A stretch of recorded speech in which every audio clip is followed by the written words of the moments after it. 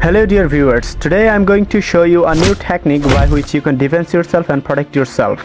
In this video, I will teach you how can you defend yourself if the enemy set the rifle behind your head.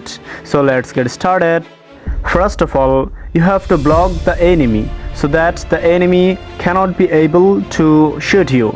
So you can do it like this, and then you have to use the second technique.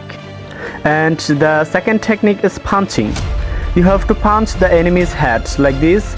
If you punch the enemy, he will be weak, and then you can punch the back of the enemy. You can kick the leg of the enemy like this, and now you are safe and you have to attack the enemy in the same way.